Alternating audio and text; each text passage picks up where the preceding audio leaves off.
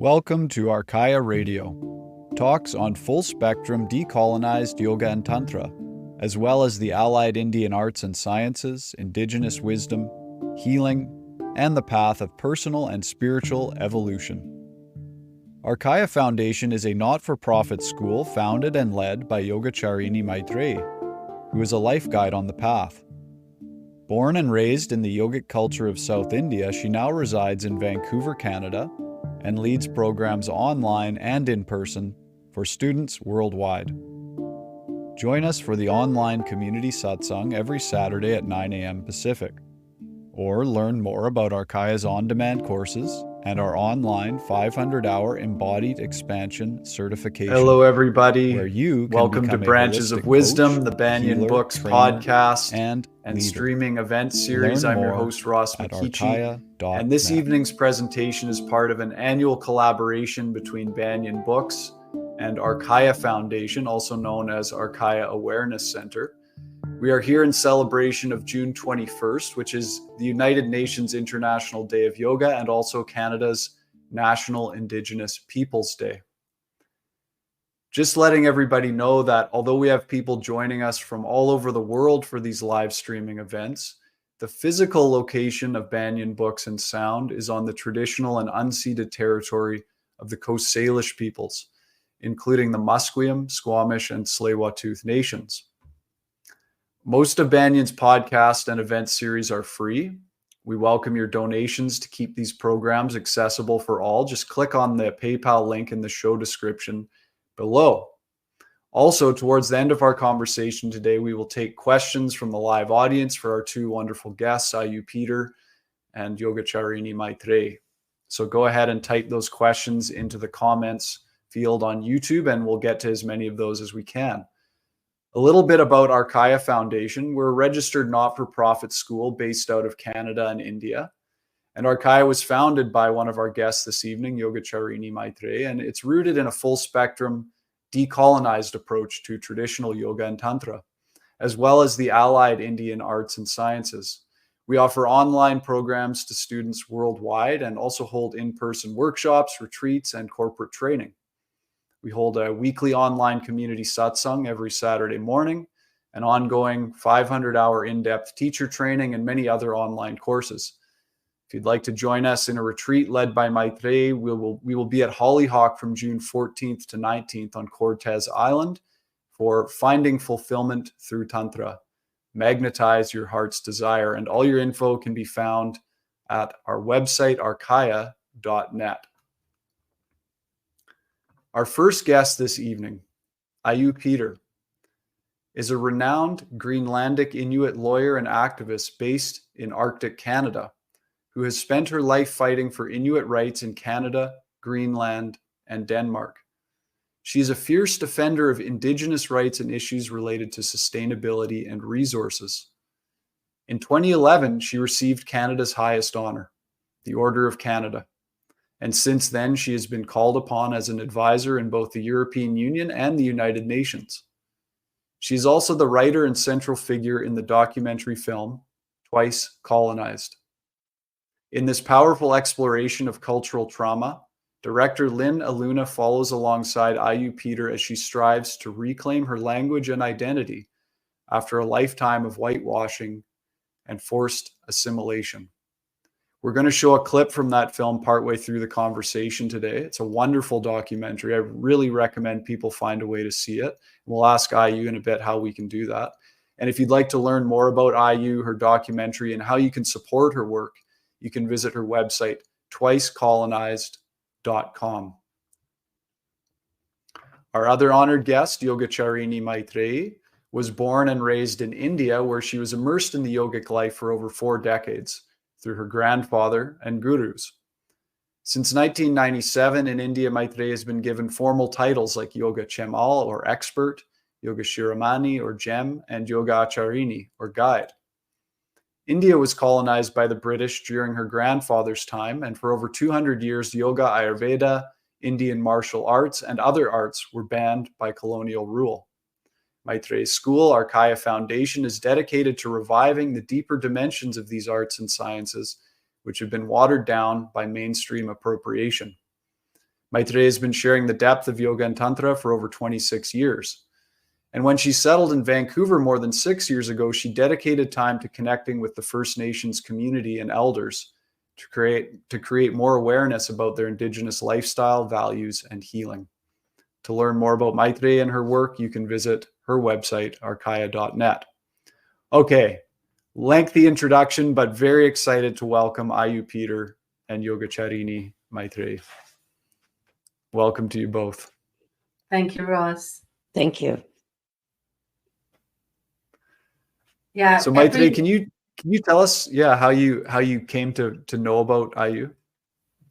So I had met Aaju at the K-Docs Film Festival, and I saw her film, and it was not just the film that was inspiring, but her presence and the way she fielded so many questions and did not weaponize pain. And that's a very, very rare quality. So there was this woman, I think her ancestors were French, and she said, so do I carry the guilt of what my ancestors had done? And Aaju very graciously told her that, no, we don't have to carry down our ancestors' guilt, nor carry down the trauma. And like I said, that awareness to not transfer trauma or weaponize pain is a very rare quality. So, and her graciousness is what made me feel, okay, she is an elder that we definitely need to have on our podcast or on our webinar. So thank you, Aaju, for accepting our invitation. Yeah, and of course, Maitreyi. Thank you for inviting me. There. Yeah. Sorry, Aaju, please go ahead. I just wanted to say Maitreyi came and told me about her experience meeting you and how excited she was to connect with you more. Thank you for that. I was traveling for the past 14 months all over the place, and there were many questions where I had to be careful not to pass down the trauma, that sense of guilt that people were feeling. And life does go on, and the best solution to this is understanding, kindness, and care for each other. Yeah. Thank you. Thanks so much, Aaju. I wanted to start by asking you, I think most of the people in our audience probably will know at least a little bit about the colonization of Indigenous people on Turtle Island, but some might not know about the Danish colonization of the Inuit people in Greenland, where you come from originally. I'm wondering if you can tell us a little bit about where you come from in Greenland and the Indigenous culture there. I was born in 1960.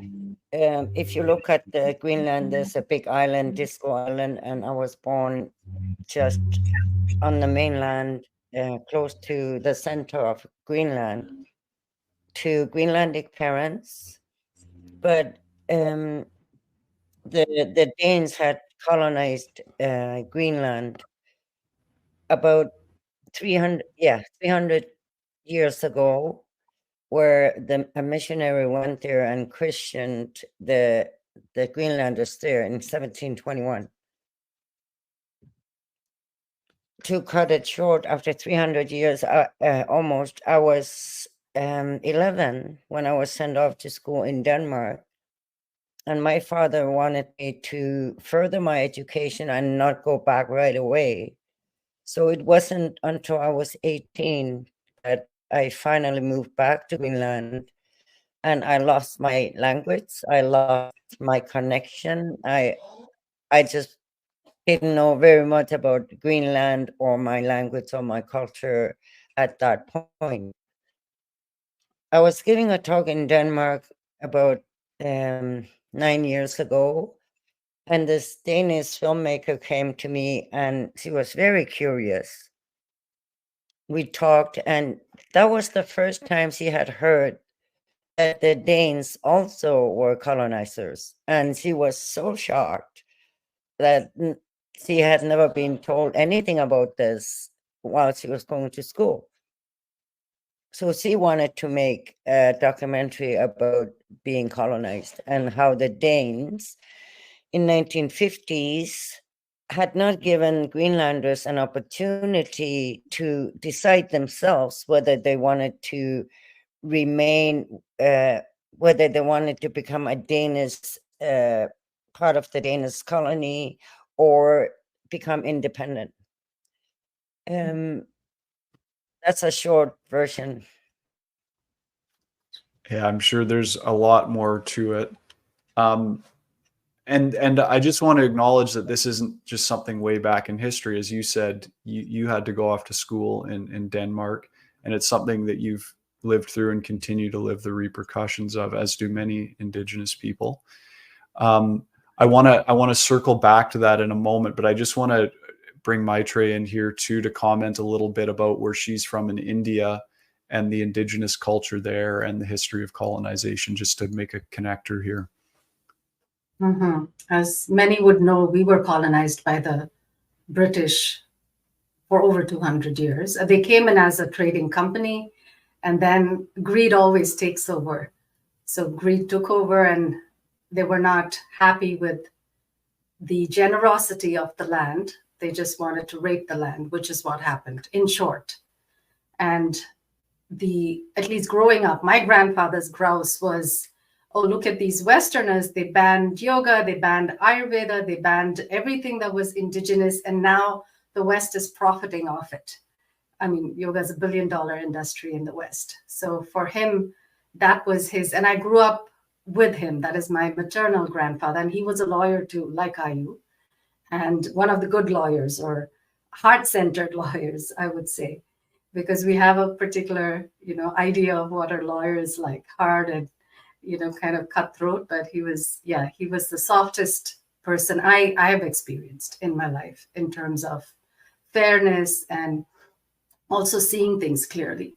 So through him, I was exposed to a lot of the Vedic culture and what was lost. And of course, he wanted me to go and study in a traditional Gurukulam, which was also those schools, that traditional schooling system was also lost to the British schooling system.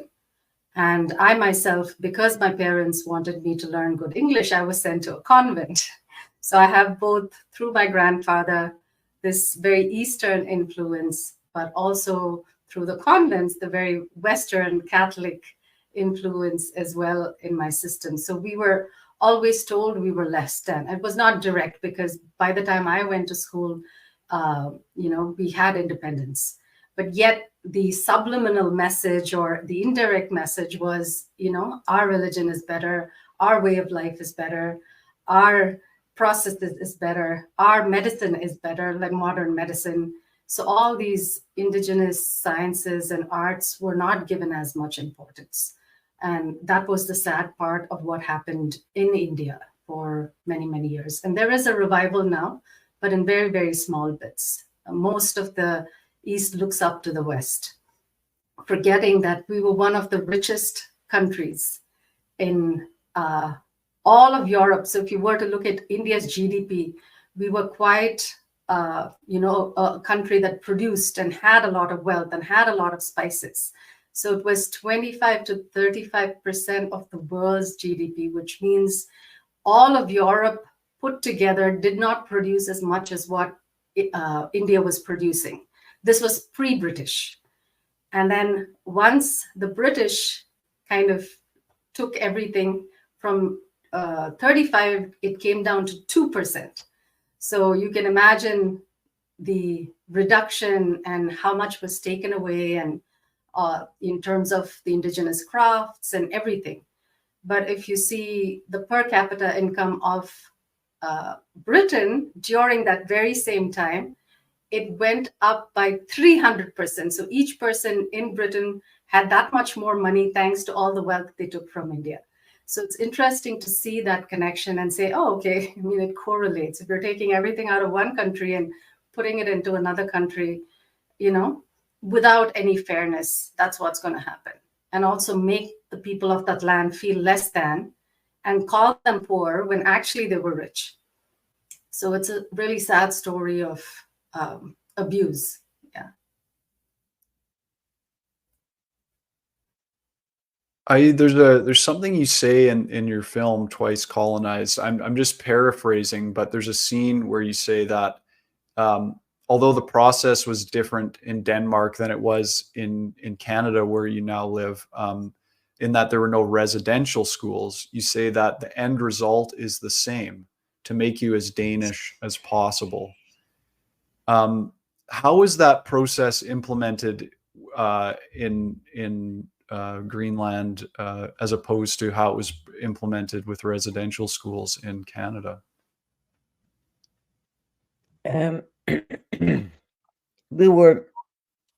Everything was happening when we were going to school. We had to learn Danish. The first 3 years that I went to school were Greenlandic because we were in a very small community. But when we moved to a larger community by grade, when I was 8, 9, 10, everything was being done in Danish. We had to learn everything in Danish, reading about trees and pigs and apples and things that we didn't know even existed. And we were made to believe that if you did really, really well in school, then you would be sent off to Denmark for 3 months to really experience and see what you had been reading about. So we looked up to the Danes and we wanted to be as Danish as possible. And, you know, we thought that was a great thing. That's how we were sent off 3 months at a time. My brother had been sent off for a year. In those days, it was either 3 months or a year, or some like me stayed longer. We were in different homes, and the fastest way to assimilate children is putting them in homes where they're not speaking your language, where you have to learn their culture, and it happens really fast, that process of assimilation.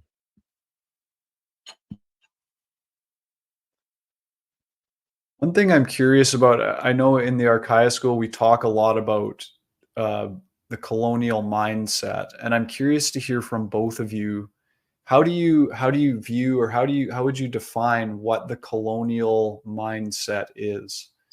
This is for us an exercise, I think, in self-awareness for everyone who's listening. I don't know, maybe Maitreya, you'd like to go first, and then we can hear from Aaju. I don't know, maybe she's the elder here. Or yeah, I can go as well. So yeah, just to start off the conversation, it is a very extractive mindset, and it's a very win-lose mindset. So more in corporate terms, when I give a lot of corporate talks, and they understand there's a win-win and win-lose, but they don't get the win-win-win. So usually I speak about this win-win-win mentality, which is the yogic mindset, which means that it's not just two corrupt people, profiting out of a deal, but the greater good of all is also profited. Mother Nature is also taken care of. So there is that nobility and honor which is not left behind, which is the third win. So the opposite of that, I would say, is the colonial mindset. It's on an individual level, if you look at a narcissist or a toxic person, this is the collective, kind of representation of that, the colonial mindset. Mm-hmm. What are your thoughts on that, Aaju? How do you see the colonial mindset? I believed in the Danish education system so much.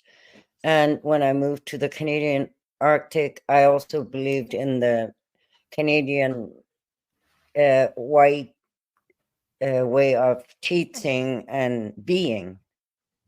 It wasn't until recently I realized how inside out every cell of me was so colonized. My way of thinking, my way of being, everything had been tainted and colonized.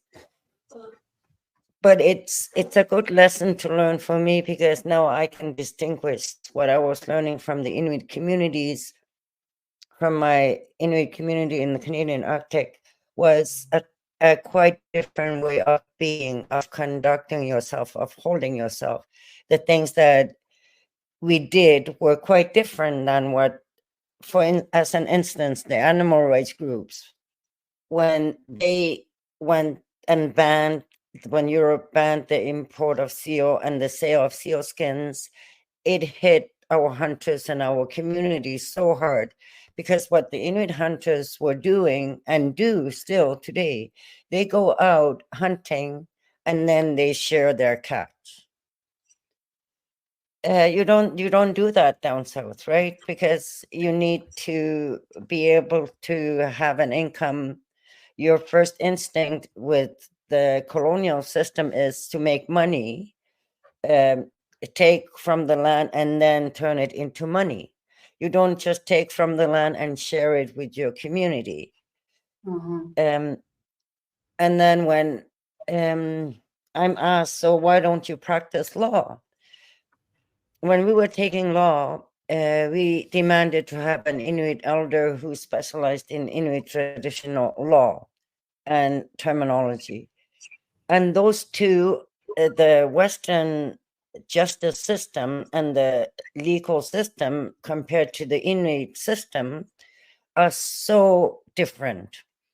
The Western system is, when I had been so colonized, it was always me. The whole world revolved around me, and then them. Of course, them are sitting lower and less than me.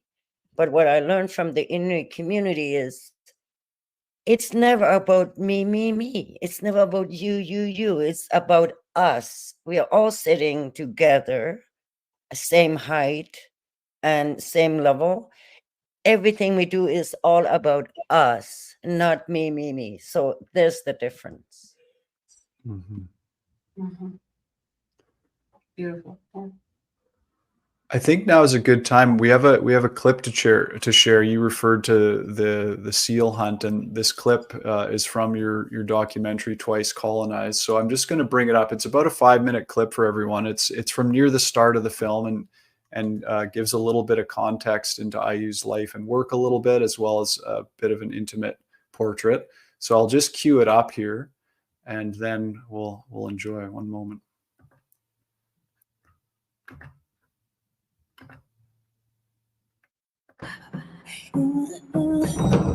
Aaju Peter is a campaigner for the rights of her Inuit people of the Arctic.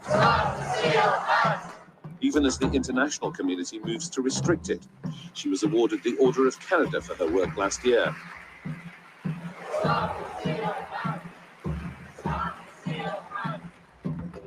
We've been called savages, and we need to educate Europeans that Inuit have an exemption which is not working right now. We are trying to make it work. So the question to be asked is protecting Indigenous humans as important as saving other species? I'm not sure what you meant by the other species. Did you mean Southerners?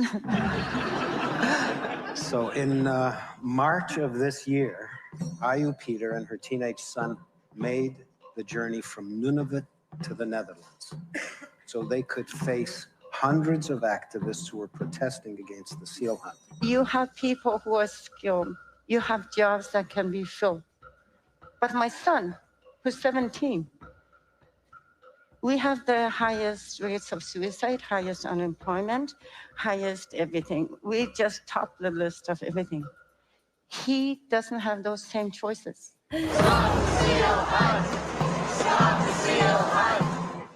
Hey guys, it's Darm with 24 Hours. I'm here with Karen, co-owner of Lush Cosmetics, and she's painted herself red. Karen, what's happening today? Well, we're here to demonstrate the horrible thing that's happening on the east coast of Canada. Animal slaughter! Flood in the ice, flood in the water!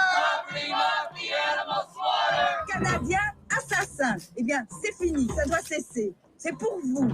In order for our hunters to provide for our communities and for our families, We are totally dependent on our hunters catching the seal. Even though it was not aimed at our economy and our way of life, it had a devastating effect on us. What would you like us to do? Do you want us to be sustainable and traditional, or do you want us to be part of the modern economy?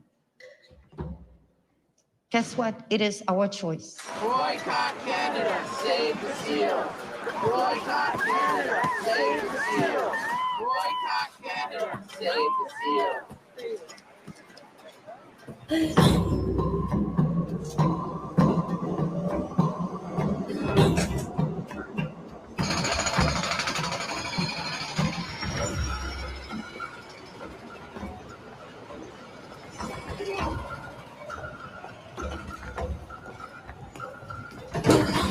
Hi, welcome. Thank you. How are you? Thank you. I'm good. Thank you for coming. Thanks for having us. Yes, my pleasure.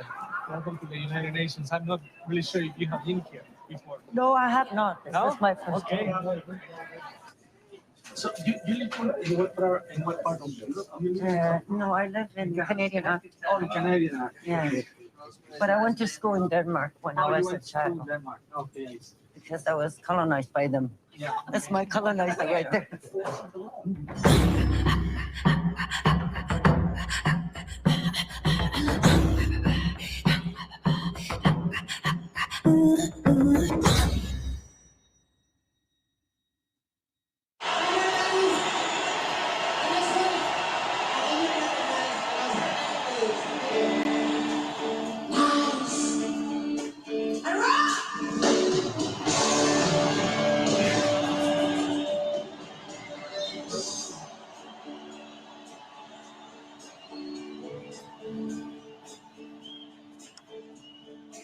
We're going to take the beginning of this song and do it easy. And then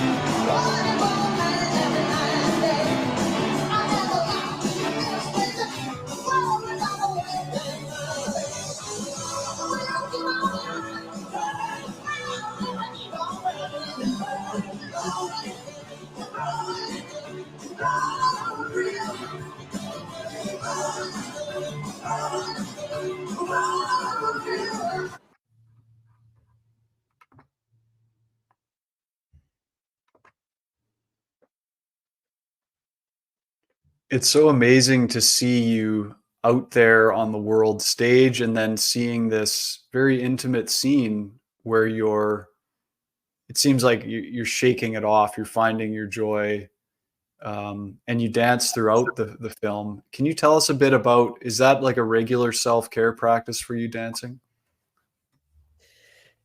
I love dancing. And Inuit, it's an Inuit thing, I think. We laugh a lot. And even though we go through so much hardship, we know that if you cannot laugh and if you cannot dance, then life really sucks. Then you're really in trouble, right? So you have to be able to, shake it off. And it's not to diminish hardship. It's not to diminish the seriousness of things. This is our way of having been able to survive for thousands of years. Yeah. Mm-hmm. Are there some traditional practices that you do for healing aside from what you just described? Are there some ceremonies or ways that you connect with the land that really help you and support that?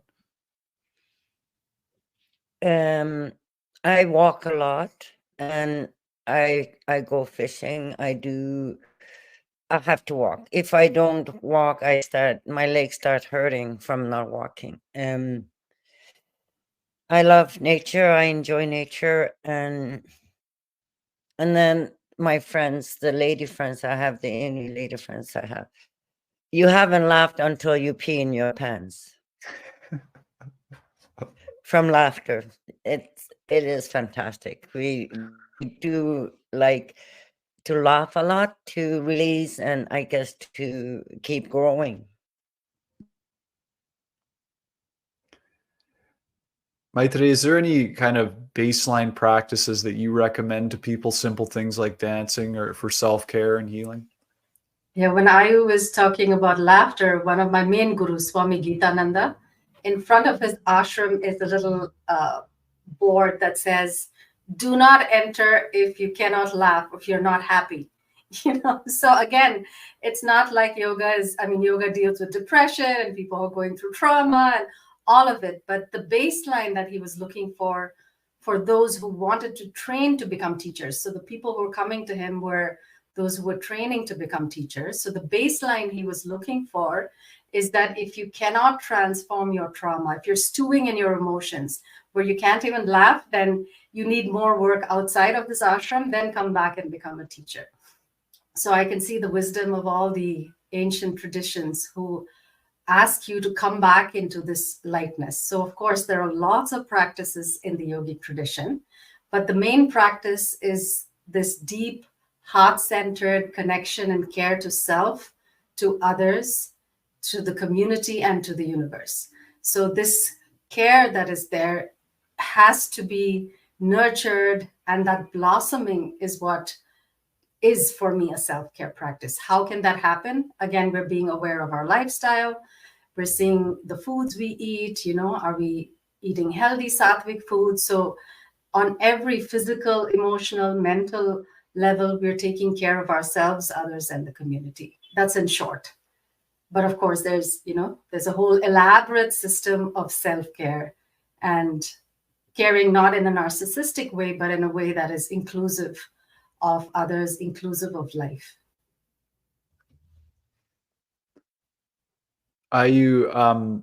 This film, it shows you writing the draft of your book, and under the title you write, quote unquote, "Is it possible to change the world and mend your own wounds at the same time?" What has been your experience with that? What do you think? What are your thoughts on that question at the moment? I think it's so true. I can't just do one thing. I have to multitask, not at the same time. I have to do one thing and then I have to go and do another thing. And I think it's the same with your own healing. If you're just trying to fight animal rights groups and all the other things and not mending yourself in the process, that would be pretty difficult. If you were just stuck and trying to mend yourself and not contribute to society or make a difference, I think those two are mutually dependent for your own healing. Not being excluding one thing and then do another. I just have to do both at the minimum. Yeah. Mm-hmm. Just a reminder to our live audience that we're going to be getting to some of your questions. So go ahead, and I see that a few have already come in the comments on YouTube, but go ahead and keep putting them in and we'll get to as many of those as we can in a little bit here. So we've talked a little bit, of course, if we had more time, we could get way more in depth, but we're just kind of covering the broad bases today. We've talked a little bit about the way that colonization has happened, the impacts of it. I'm curious to know from both of you. I'll ask you first, Aaju.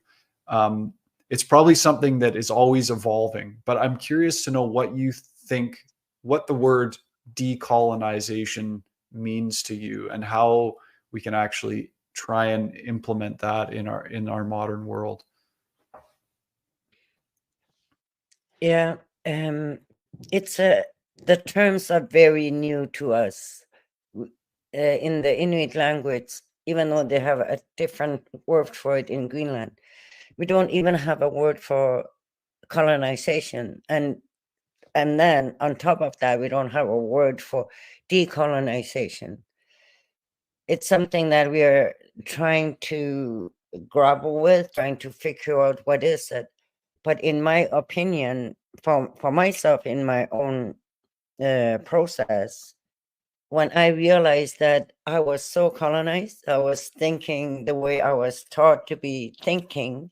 I was tasting and smelling and feeling the way I was supposed to be doing from a Western perspective, from a white person perspective.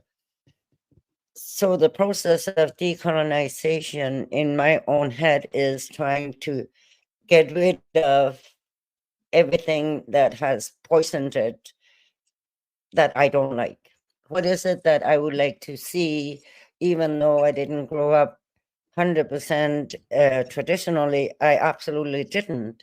But what is it that my ancestors valued? How do we treat people? How do we conduct ourselves? What is our traditional practices that were like Gabor Mate talks about it, and I already know it because that's how our elders taught us, that when you're pregnant, you shouldn't cause hardship to the mother because it's going to affect the fetus. I mean, there's so many teachings that we have traditionally that the Western society try to push away. But as our elders said, the mind is so powerful that the body is like a feather being blown in the tundra. And I was like, how can that be? I'm carrying my brain and my body is strong. How can the mind be so powerful that I'm like nothing? That itself, you could make a whole doctoral thesis on, because it's so powerful and it's so true.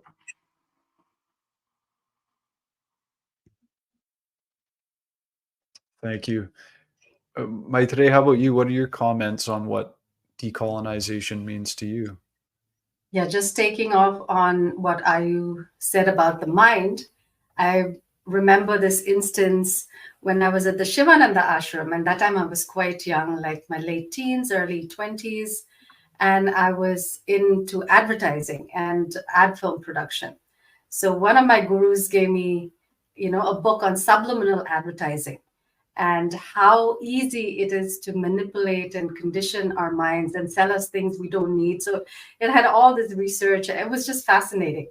And then every now and then he'll be really sarcastic with me and say, oh, so this is your career choice. Is this what you want to spend all your life doing, making people buy things, that are not good for them? Do you even know what's in these products? So for me, that got thinking. Of course, even at that young age, I said, oh, I'll never do an ad for Coca-Cola, or I'll never do an ad for something which I know is blatantly not good for you. But beneath the surface, there were many products that projected themselves as good, but had all these layers of chemicals. So he kind of brought me to think about my own mind and my responsibility to manipulating other people's minds. And this was over 30 years ago. So he was quite ahead of his times. So when it comes to decolonizing, one of the main things is going back to what is valued traditionally. And as Aaju also beautifully said, just going back to our elders and saying what was valued in our culture. I know the last session, some of you must have met another elder who is Robert Yelton. So I was making a documentary about him, and there was the 100th celebration for, this was the Squamish Amalgamation Day, the 100th year celebration of the Squamish Amalgamation Day. And in that celebration, there was no VIP stand, but there was an elder stand. So if you see any big corporate event or anything that's a Western event, you'll always find a VIP stand, which means the powerful people, the people who have money, who have, kind of status in society. But the status was given to those who are older, wiser in this community. And this is the same culture in India too. It's the yogis, it's the rishis, it's the tantrics, it's the priests. By priests, I don't mean like those who just do rituals, those who are spiritual and, steeped in that way of life. These are the people who are kind of given the most respect. So that, I think, is very, very important. We're losing it in a culture where, of course, everybody knows that, it's becoming vapid and superficial, and whoever, owns the most and possesses the most is the one who's valued the most, unfortunately. So I think going back to our old values is something really important. And unless we start seeing that value in ourselves, we're not going to see that value outside of us.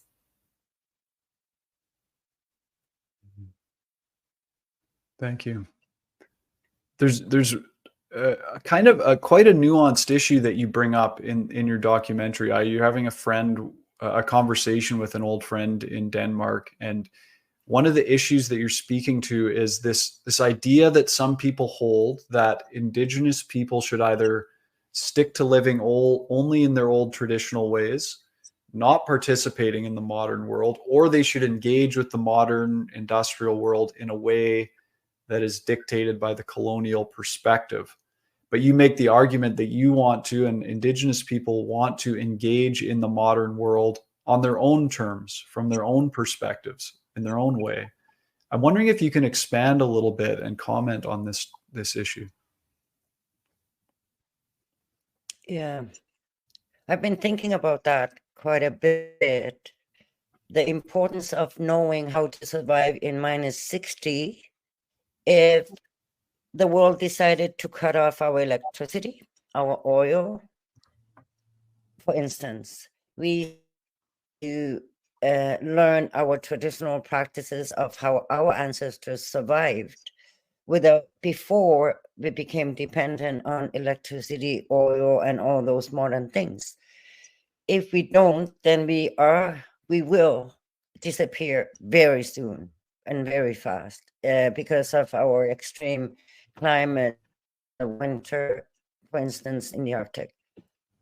Also, our traditional practices, we need to be bicultural. We need to maintain our traditions and learn how to take part in the modern economy. Some say that we only use a very small fraction of our brain. So it's not that the brain is going to be super full or overloaded. There's a lot more room for us to learn 2 or 4 different ways of doing things. But our own culture and the learning of the West and how the Westerners do it is very important. Mm-hmm. Maitreyi, do you have any comments on that? Yeah, no, I would agree with her. For me, my biggest benefit, the fact that I'm even able to speak in English, is because I have this, dance between the East and West. I was sent, thanks to the nuns, my grammar was reasonably good. So I have them to thank for that. And also understanding Western religion, how they work. But of course, thankfully, I had my grandfather, so I didn't identify too much with that mindset, and I could keep my own confidence and self-respect and self-esteem. I think that is important for every child as well. It's not good to be told you're less than. And it happens, like I said, not in very obvious ways, but it can happen in subtle ways these days. It's not like they're coming out. And I mean, in those days, it wasn't okay to tell somebody like you're terrible and your religion is less than. Now somebody may not be direct, but it still happens.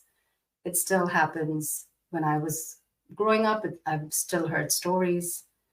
So yeah, I think keeping that in mind is important, to see both these levels, so we don't identify with the dysfunctionality of the West, but we can extract the good or take the good. Extract, of course, not in a colonial way, but take the good and blend the best from both worlds.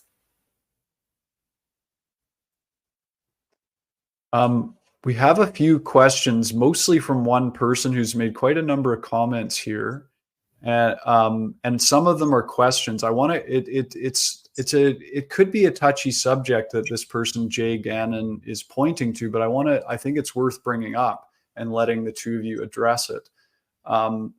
So Jay Gannon kind of brings up the question with that I'm just kind of summarizing, and then I'll get to a more specific comment because they put in a number of them. This person is asking the question, okay, so that you're naming these problems, what transcends it though? Not yet articulated. Then this person says, beautiful woman, yet colonization was also evolution. Indigenous were barbaric too, to less general effect, gurus, dharma masters, bhaktis, jnanis. But you didn't transcend. You'd prefer to revert than transcend, though your trauma is valid. Love. So what do you make of these comments? I'd like to hear from both of you. What does transcend mean? Very good question.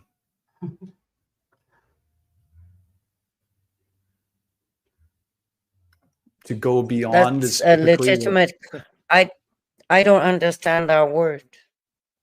Usually it means to go beyond something. To rise above something, to move through something. It's not that we are trying to go backwards. Mm-hmm. It's not that colonization, it's not that learning Danish, English, French, Latin, and German was bad. For me, what was bad and traumatizing was that while learning 5 languages, I wasn't given a chance to learn my own language and my own culture.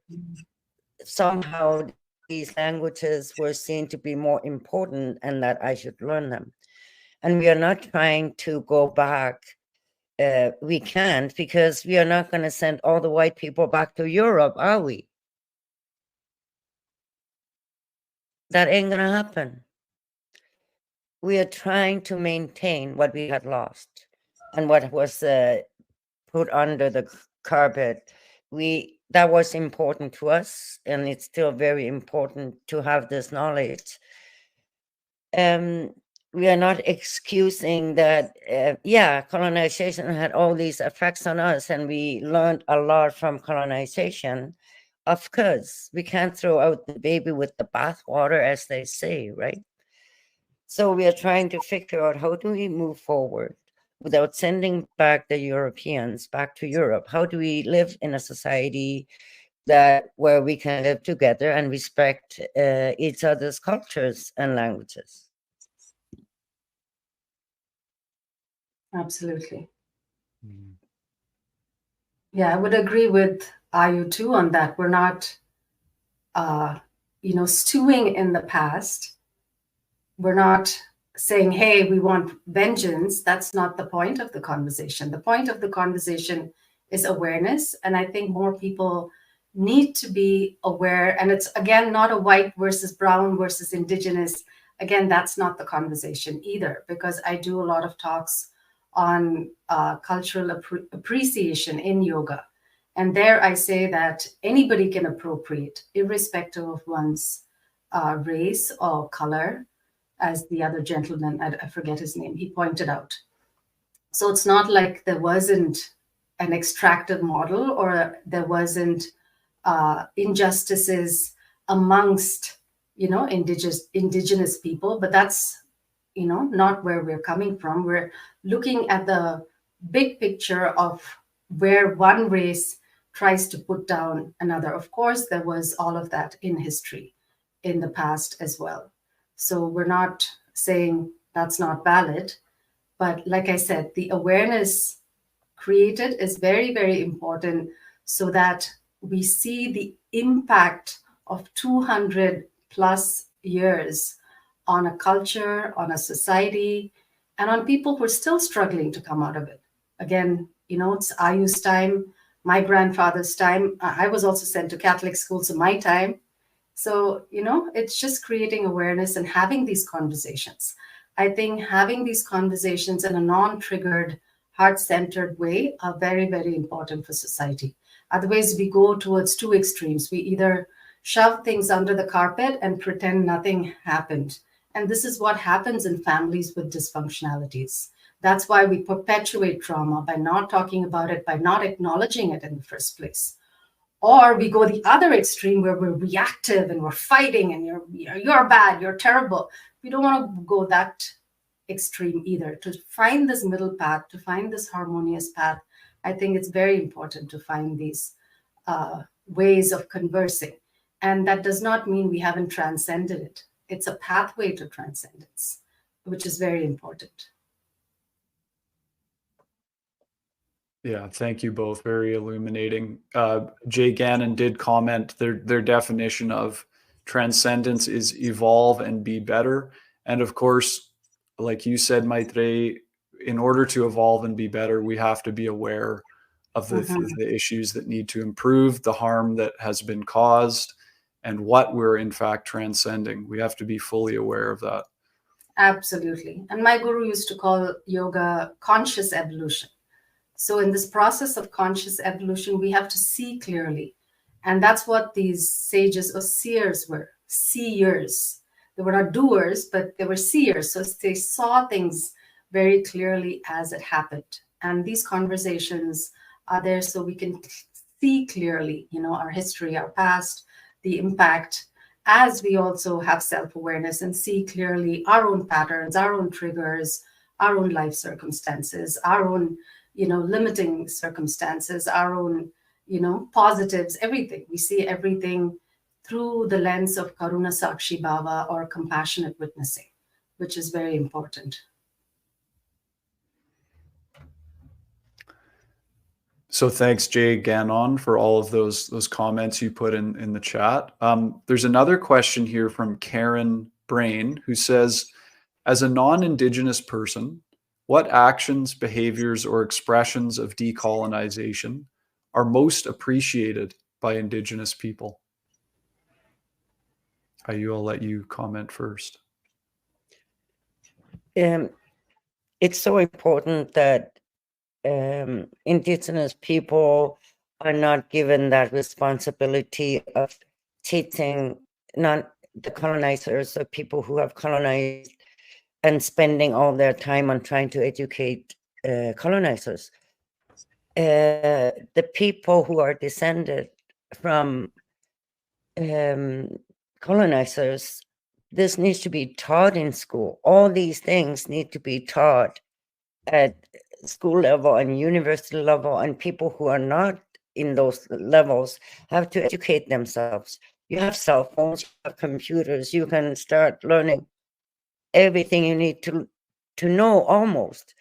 But then if you have Indigenous friends, talk to them, sit with them, have coffee and learn from the people that are Indigenous or who have been colonized.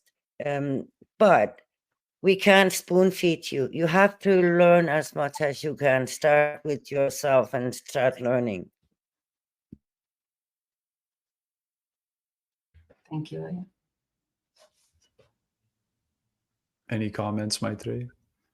Yeah, for me, I would say the willingness to listen is the first step, because I think it triggers guilt or pain or some emotion in the person. Maybe their capacity to listen is diminished. So I think self-work or self-awareness work or self-healing work for every individual. I'm not talking about Indigenous people or a white person. I'm not talking about that. Even a person who wants to have a conversation, I think if they've done enough self-work, then they've developed the capacity to listen without projecting their preconceived notions of how things should be, or how they want to be placated in the conversation. So instead of that, just being present is a big skill. And I've seen that very rarely people have that skill set. They just can be present and say, okay, I'm here to receive and listen to what this person has to share about their life. It's their lived experience. And I've heard this from many, many Indigenous people. I'm involved with a lot of communities here. So just to be, and I've listened to stories and stories and stories. And I think that is because of my yogic training, where I was able to just sit and listen. It's their lived experience. So to have that capacity is, I would say, the first, or to cultivate that capacity in oneself, I think is the first step.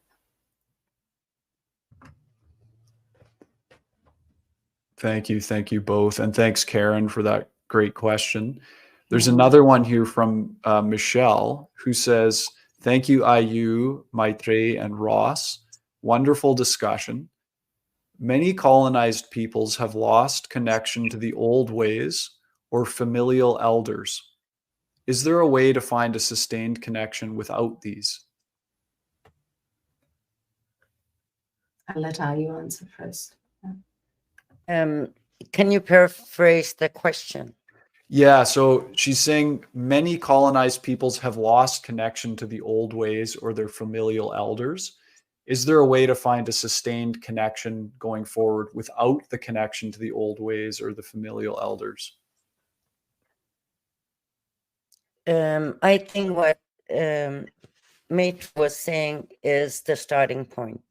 You have to do the work yourself and be self-aware. And it depends what culture you're coming from, what language you want to learn. I lost my language. I couldn't speak my language, but my desire to learn propelled me so fast that now I teach adult Inuit their own language, who all lost their language, who want to learn more. So there's so many people that people can go to for support if they want to relearn something, or if they have lost something they want to learn.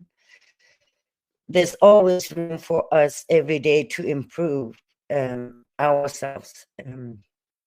Even as old people as I am, I find it very hard to change practices that are not good for me, but we should always strive to learn and want to learn, and start with ourselves and then go and learn whatever the person wants to learn. Your sound got a little bit garbled there for a minute, Aiju, but we got most of what you said, though. We got the essence of what you were saying about it's about doing the work yourself, having that self-awareness, and starting from that place, right? Yeah. Maitre, any comments on that question? Yeah, I would say that for me, of course, I had the good fortune of having my grandfather as my first guru and elder. And then I studied at the Shivananda ashram, but it was still very male teachers. I mean, not that, it was discriminating gender-wise, but I wanted to see a woman in that position as a guru and spend more intimate time. And I think when the heart desires something in a pure way, this was 30 years ago. I said, I want to study with a woman guru, a female teacher. And just 3 hours from where I lived by road, I met Amma Meenakshi Devi. Now, she doesn't teach anymore, but at that time she was teaching, and I was one of 4 students. So I had the good fortune of finding her. She doesn't advertise. She was, at that point, there was no, big website or that or nothing. Somebody said, oh, you just go here and you ask for her. And I was just asking around, and I found her, and she spoke to me for like 1 hour. I couldn't even open my mouth. She just, was just sharing about everything. She said, oh, that's wonderful. Like, you really want to go deep, and, just pack your bags and come. The minimum commitment is 6 months. You'll have to live with me. And I was like, yeah, sure. So I went, told my mother, and I left. So the point I'm trying to make is, when you're really want to connect with an elders, seek them out through your intentionality, through your prayers, and new elders will come into your life. They need not necessarily be biologically connected to you, is the point I'm trying to make. I've had many elders who are not biologically connected to me. I know a lot of First Nations elders now who I've learned a lot from. And, some of them in their 80s. And, we're just laughing because they all have the sense of humor. They've moved through that pain. They've transcended that pain. It's not that they're stewing with it. But these stories are important to share.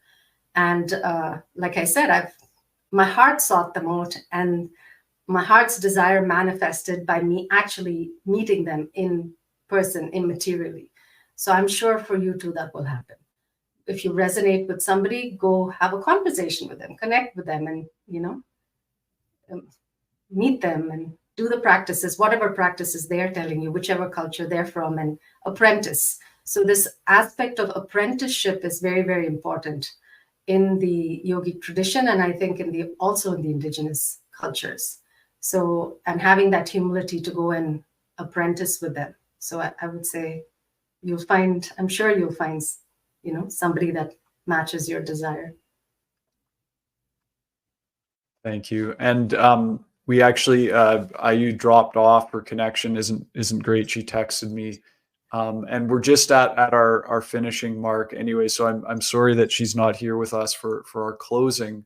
But a big thank you to Aaju Peter for taking the time to speak with us today, and of course to you, Maitreyi, and to the Banyan community as always for your support and all of the wonderful questions.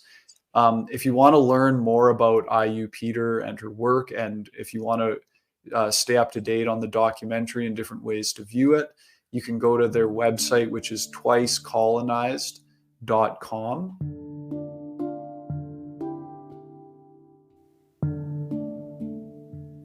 Thanks for listening to Archaea Radio with Yogacharini Maitreyi and friends. Don't forget to join us live online from anywhere in the world for the Archaea Community Satsang every Saturday at 9 a.m. Pacific. Connect with us and learn more about our on-demand courses and the live online Embodied Expansion certification. Visit archaea.net or find Archaea Foundation on Instagram and Facebook.